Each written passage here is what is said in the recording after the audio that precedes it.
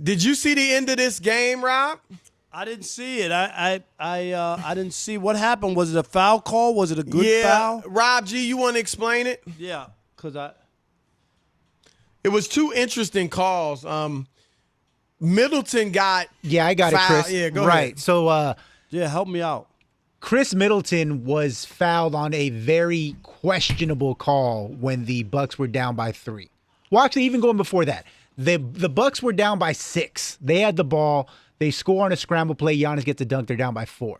On the inbound, I believe it was Jimmy Butler who received the ball and it looked like they were trying to foul him, and he throws the ball away, and Brook Lopez gets a dunk. Now they're down 2.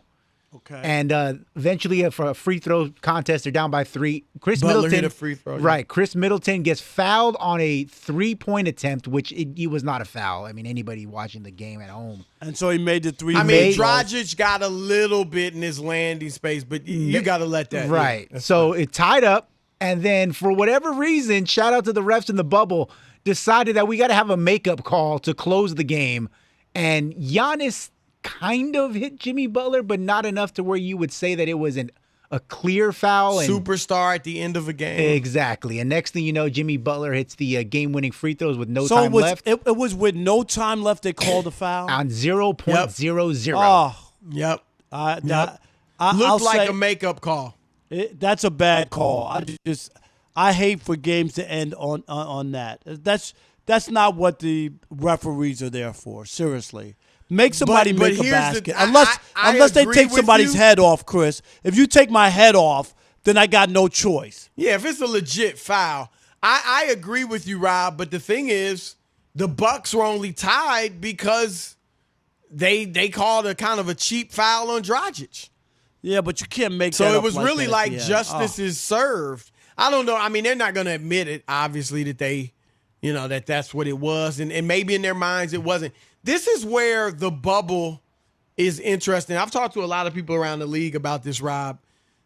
In Milwaukee, here's the thing. In Milwaukee, with the crowd, and that's where they would be playing under normal circumstances, right? Tonight's game 2 would have been in Milwaukee.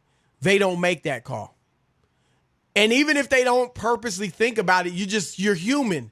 So you got the Bucks crowd all in your ears. You're hearing them. You don't make that call. And that's I a think that's difference in human the nature. bubble. Yeah, I think that's human nature. I And really the do. superstars aren't getting calls because there's no crowd influence. LeBron, I saw him get a lot of calls he didn't get. Luka, a lot of calls he didn't get. And Giannis, obviously. I mean, they would never, ever call a foul like that on a superstar typically. So, but look, I can't feel bad for them, but they were outplayed. The Bucks were outplayed the most of the game. Giannis wasn't spectacular once again. And, I mean, he was solid, but he's got to do more. And the fact is for them, Rob, at the end of games, they can't go to him. You got Brook Lopez taking shots, Eric Bledsoe taking big shots, Chris Middleton. Rob, you saw it, right? Who'd they call to play for? They called it for Chris Middleton. Right. Or he got the rock. And so, and I, Giannis is great. I don't regret voting for him for MVP, but he's just got to improve that go-to move. Even if it was to go into I don't think he'd do this, but even if it was to go in the post and post up, and, if you got a baby hook or something that's automatic that you can exploit people, then they double, triple you, you can kick it out. But he needs something because that straight line driving isn't working. And so I think they're, they played, they obviously had a chance to win the night. I picked them in 7. I'm not going to just fully write them off, but I think they're in deep trouble. I'm not there yet because they could have won this game. It wasn't like they got run out of the gym. You got to be real careful in the NBA and just in sports in general. We've seen it. Milwaukee was up 2-0 against Toronto, lost 4 games in a row. All I'm saying is same thing we just saw with Denver and Utah, down 3-1. Denver looked dead to me, Chris. They looked dead. And yet they moved on. So I'm not there yet. I want to see the next game, see if they can pull out a W, get back to where they need to be. So I'm not there. And I know, and you never like the way you lose, especially in the playoffs, so I get it. It always has a finality to it. It just does. Like, oh, okay, that's it. They can't win. And so often I've seen teams come back. No, of course. We've all seen teams come back. You never say never. But this is now 4 of the last 5 times they've played this year. Miami has won. And again, the Bucks at the end of games, you're relying. Now, Giannis will get a few points. I mean, he scored some in the fourth, mostly at the line or just a dunk put back, that type of thing. But they're going to Middleton and Corver and Lopez and Bledsoe at the end of games. If you didn't know better, and Rob G, hop in here. I'd like to get your view. If you didn't know better and you just turned on the TV and you didn't know Giannis was the superstar, you wouldn't know from watching like the last 5 minutes.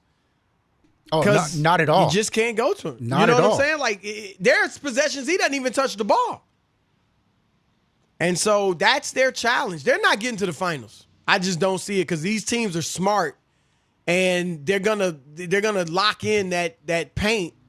And I just don't trust their supporting cast to be able to deliver consistently. I'm not there yet. I'm gonna stick with my original pick. I picked the Clippers and I picked Milwaukee. And being down 2-0, I get it. People will jump off. When they lost Game 1 to Orlando, everybody jumped off them. They're not any good. No, they didn't. No. No, a lot of people did. A lot of people. Jumped off like they were going to lose to Orlando? No, just like that they're not that good. Oh, they're really not that good. Look at what Orlando did to them. I'm just saying, when they lose, they look bad. They do, Chris. And I've seen them lose, but I've also seen them win. And when it's working and when they play together. But what do you think about the late game problems?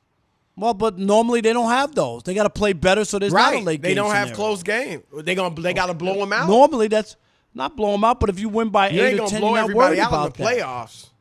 Eight points, you can win by 8 points. I hope you're right. Playoffs. I mean, we always want to be right, and I picked them in 7, but I think they're in trouble. But yeah, I think they'll make it a series, and maybe they will come back to win. But they got to make some adjustments. And it's on Budenholzer. We've seen him struggle in the playoffs, in Atlanta and Milwaukee. And so this is also on him as much as it's on Giannis and these other players. So